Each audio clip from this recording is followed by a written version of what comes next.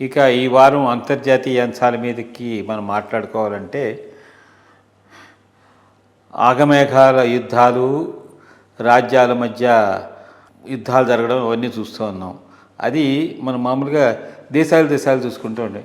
ఇప్పుడు మనం చూస్తుంటే లాస్ట్ వీకు ఈ యుద్ధం అనేది వాతావరణం మధ్య యుద్ధం ఒకటి కొత్తగా వచ్చింది. మనం ఎప్పుడు కని విని చరిత్రలో కూడా వినలేనిది వాళ్ళు కూడాను ఒక ఎడారిలో, ఇప్పుడు ఎడారిలో ఒయాసిస్ అనుకునే కదా, ఎడారిలో పెద్ద నది అని మనకు అనిపించింది.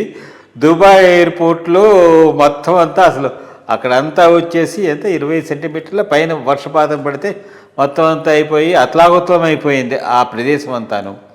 ఇంత ఈ క్లైమాటిక్ చేంజ్ గురించి అడ్వాన్స్ నేషన్స్ అన్నీ బోల్డంత మాట్లాడుతూ ఉంటాయి.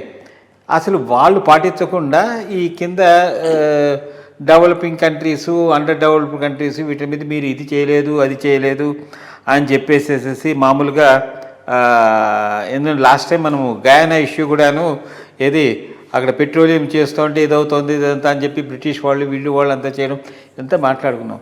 అసలు ఈ సమతుల్యం ఎందుకు కోల్పోతుంది, వాతావరణంలో ఇంత సడన్ పరిస్థితులు ఎందుకు ఏర్పడుతున్నాయి, దీని మీద ఒక చిన్న మీ యొక్క అభిప్రాయం ఇస్తే. ఎందుకంటే ఇది ప్రపంచ దేశాలన్నీ తప్పకుండా కలిసి సమిష్టిగా చేయబోతే మానవాళి యొక్క మనుగడకే చాలా పెద్ద ఇది వస్తుంది. అందుకోసం అని చెప్పేసేసి, ఎందుకంటే ఇప్పుడు ఇట్లాంటి విషయాలన్నీ వస్తున్నాయి అనుకోండి, మామూలుగా చక్కగా రెగ్యులర్గా వెళ్ళిపోయేది ఒకరోజు వస్తే వాళ్ళు ఇట్లాంటి వాటన్నిటికీ ఫేస్ చేయడానికి అవకాశం ఉండదు. అట్లీస్ట్ మనం ఇక్కడ ఉన్నామనుకోండి, మనకి వరదలు చూసాము, ఎండలు చూసాము, క్షామం చూసాము, అన్నీ చూసాము. దుబాయ్ లాంటి ప్రదేశంలో నీటికి ఎప్పుడు కటకటలాడి ఉండేదాంటి ప్రదేశంలో ఇలాంటి వరదలు వస్తే వాళ్ళు ఎలా తట్టుకోగలరు? ఈ విషయాల మీద మీరు కొంచెం. ఒకటి, ఇంతకాలం ఈ వెస్టర్న్ కంట్రీస్, అమెరికా వాతావరణ మార్పు సమస్య కాదు, అభివృద్ధి చెందే దేశాల సమస్య అన్నట్టుగా బిహేవ్ చేయటం మొదలెట్టారు. గ్లేషియర్స్ అన్నీ కరిగిపోయి సముద్ర లెవెల్ పెరిగితే మునిగిపోయేవి ఏవో పసిఫిక్లో ఉన్న ఐలాండ్స్, మాల్దీవ్స్ ఇట్లాంటివి,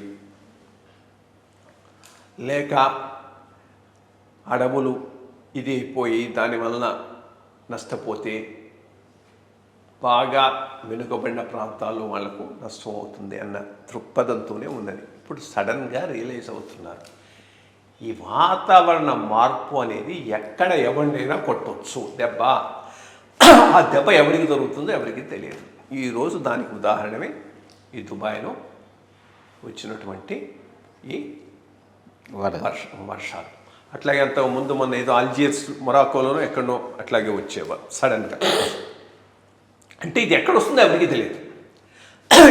ఇది అమెరికా దేశంలో కార్చిచ్చు కావచ్చు, ఇంకో చోట అతివృష్టి కావచ్చు, ఇంకో చోట అనావృష్టి కావచ్చు, అనుకోని చోట్ల మంచు పడవచ్చు. సో ఇంత లెవెల్లో కావటంతో ఇన్ఫ్యాక్ట్ లేటెస్ట్ ఎకానమిస్ట్ వాడు ఇప్పుడు రియలైజ్ అవుతున్నాడు దీని ఎఫెక్టు అభివృద్ధి చెందిన దేశాల హౌసింగ్ మీద ఎట్లా ఉంటుందనే దాని మీద అనాలిసిస్ చేశాడు. ఇప్పుడు సడన్గా హౌసింగ్ ఇన్సూరెన్స్ ప్రీమియమ్స్ పెరిగిపోతాయి, సడన్గా ఎక్కడైనా నీకు పెద్ద స్టార్మ్స్ రావచ్చు, హరికేన్స్ రావచ్చు, ఇంకోటి రావచ్చు.